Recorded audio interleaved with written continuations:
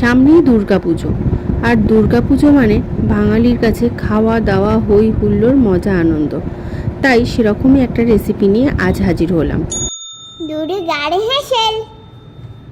আজ বাজার থেকে বেশ বড় মাপের কাতলা মাছ এসেছিল। তো কাতলা মাছগুলোকে প্রথমেই ধুয়ে তার মধ্যে হলুদ, নুন আর একটু পাতিলেবুর রস মাখিয়ে রেখেছিলাম। পাতিলেবুর রস মাখিয়ে নিলে মাছ থেকে অনেকেরই হয় যে মাছে আঁশটে গন্ধ লাগে, সেই রকম গন্ধটা আর লাগবে না। কড়ার মধ্যে তেল দিয়ে তাতে নুন দিয়ে দিয়েছিলাম। নুন দিয়ে মাছ ভাজলে মাছ কিন্তু আর আটকে যাওয়ার ভয়টা থাকে না। তারপর মাছগুলোকে ভেজে নিচ্ছি। প্রথমবারের মাছ ভাজা হয়ে গেলে আমি আবার দ্বিতীয়বারের মাছগুলোও ভেজে নেব।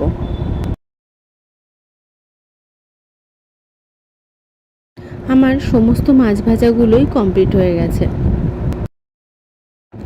ওই মাছ ভাজার তেলের মধ্যেই জিরে, শুকনো লঙ্কা আর গোটা গরম মশলা, তেজপাতা ফোড়ন দিয়েছি। দিয়ে তার মধ্যে আমি 3টে মাঝারি মাপের পেঁয়াজ দিয়ে ভেজে নিচ্ছি। এখানে আমার ফোনে যে যখন রেকর্ড হচ্ছিল সেই সময় একটু সমস্যার কারণে ফোড়ন দেওয়া বা প্রথম দিকের ভিডিওটা আমি রেকর্ড করতে পারিনি। এখানে পেঁয়াজটা ভাজা ভাজা হয়ে যাওয়ার পর, অর্থাৎ গোল্ডেন ব্রাউন হয়ে যাওয়ার পর, আমি এখানে একটা বড় সাইজের টমেটো কেটে রেখেছিলাম সেটা দিয়ে দিলাম। আর কাশ্মীরি গুঁড়ো লঙ্কা আর হলুদ দিয়ে দিলাম। কাশ্মীরি গুঁড়ো লঙ্কা, হলুদ, টমেটো আর পেঁয়াজ এটাকে আরও একটু ভেজে নেব।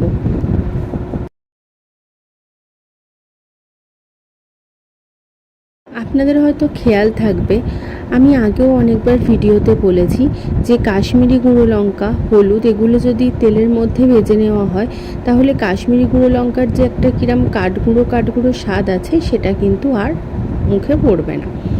তো এখানে পেঁয়াজের থেকে তেল ছেড়ে দিয়ে সেরকম সময় আমি 2 চামচ মতো আদা বাটা অ্যাড করলাম, আদা রসুন বাটা, আর লঙ্কা গুঁড়ো অ্যাড করলাম, অর্থাৎ ঝাল লঙ্কার গুঁড়ো, আর অল্প একটু ধনে গুঁড়ো অ্যাড করলাম।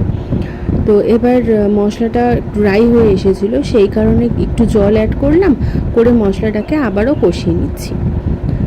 দেখতে পাচ্ছি মশলা থেকে তেল ছেড়ে দিয়েছে, আর পেঁয়াজ, টমেটো যা যা কিছু ভাজছিলাম সেগুলো কিন্তু প্রায় কাদা কাদা হয়ে গেছে। এরকম সময় আমি বেশ খানিকটা জল দিয়ে দেব, অর্থাৎ আমার যতগুলো মাছের পিস রয়েছে সেই মাছের পিসগুলো যাতে ডুবে যায় সেই ততটা মতোই জল আমি দিয়েছি।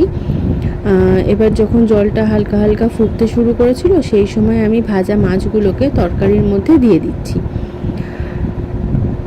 সমস্ত মাছগুলোকে ওলটপালট করে ঝোলটার মধ্যে দিয়ে যখন ফুটতে শুরু করছে সেই সময় ওপর থেকে একটা চাপা দিয়ে দেব।